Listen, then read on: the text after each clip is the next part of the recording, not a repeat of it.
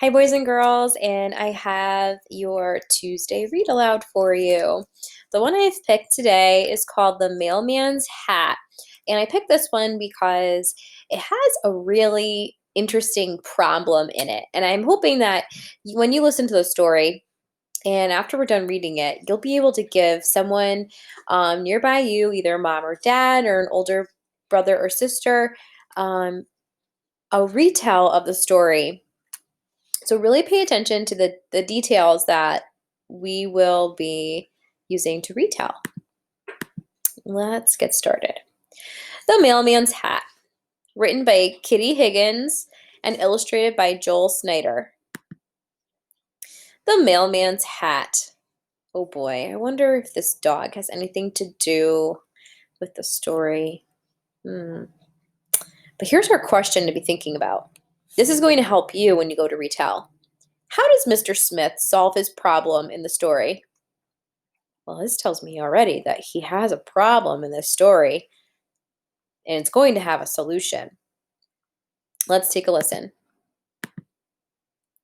Mr. Smith was a mailman, and he wore a mailman's hat. He carried a pouch full of letters for the people on Dewmelon Way. He also had a whistle that he would blow at every stop. When the whistle blew, people would come out of their homes to see if there was mail in their boxes. But there was one house where the whistle didn't blow. A dog named Duffy lived there, and Duffy loved to bark and bite. Oh, brother, that Duffy. Each day, Mr. Smith would tiptoe up the walk to the house where Duffy napped. Trying not to make a sound, he would put the mail in the box. Duffy was a very light sleeper.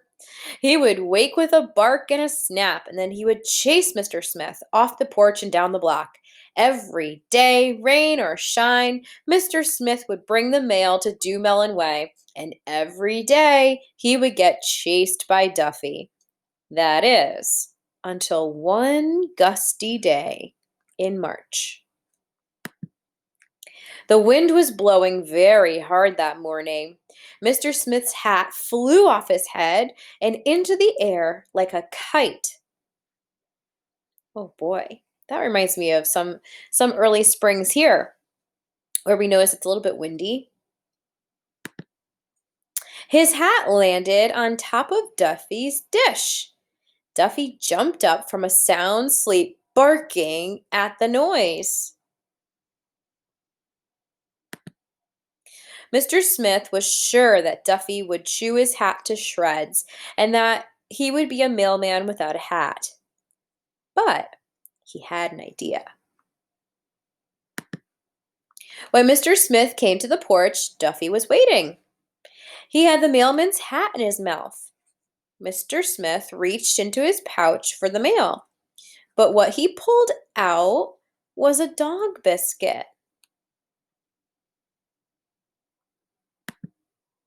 Duffy didn't shred the mailman's hat or bark at Mr. Smith. Instead, he dropped the hat at Mr. Smith's feet, sat quietly, and waited for his treat. From that day forward, Mr. Smith brought more than just the mail to Dewmelon Way. He brought a biscuit for his friend Duffy, who wagged his tail whenever the mail whistle blew. And that was the mailman's hat. What a cute story. This reminded me when I was looking through books to pick for today. This reminds me of a special dog that I know and love, and he's actually over here on the other side of the computer from me.